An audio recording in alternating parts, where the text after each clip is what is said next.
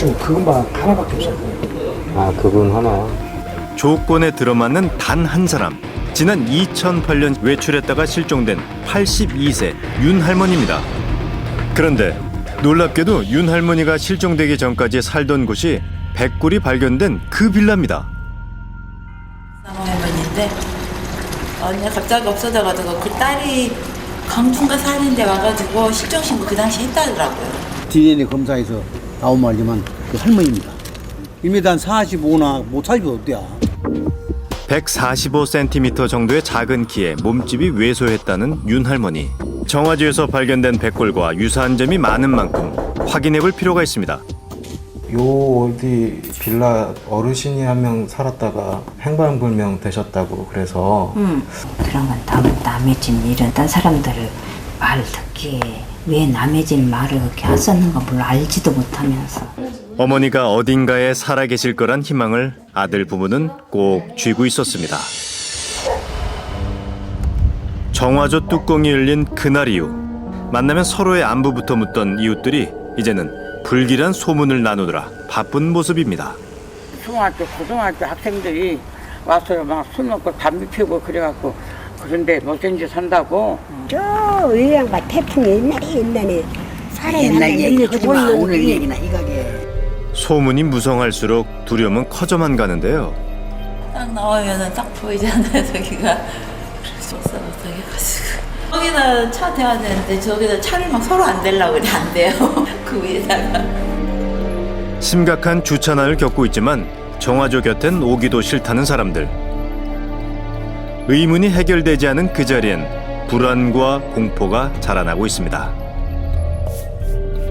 작은 키의 백골 사체. 그녀의 이름은 무엇일까요? 그 죽음은 왜 정화조 안에 갇혀있던 걸까요? 아직은 모든 것이 미스터리일 뿐입니다. 신체의 일부분만 발견된 백골 사체. 나머지 뼈들의 행방은 묘연하고 백골의 신원 역시 아직 불분명합니다. 어느 날 갑자기 정화조 속에서 발견된 죽음. 그것은 사고의 결과일까요? 아니면 사건의 흔적일까요? 정화조 안의 죽음. 그것은 두 가지 경우 중 하나일 가능성이 높습니다. 실수로 정화조 안으로 빠지거나 범죄에 희생된 뒤 유기됐을 경우입니다. 아직 풀지 못한 이야기가 남아있는 곳. 일단 문제의 정화조부터 정확하게 파악해봐야겠습니다. 그래야 죽음의 진실에 다가설 수 있을 겁니다.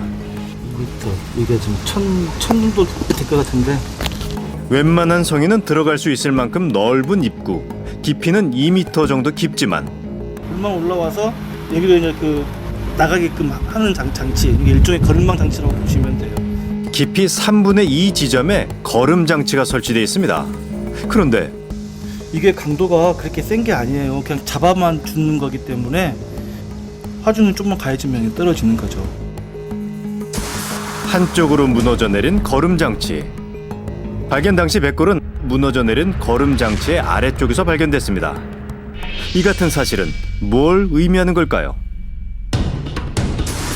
먼저 실족사의 가능성을 알아봐야겠습니다. 사람이 추락할 경우 정화조의 거름 장치가 무너지는지 확인할 필요가 있습니다.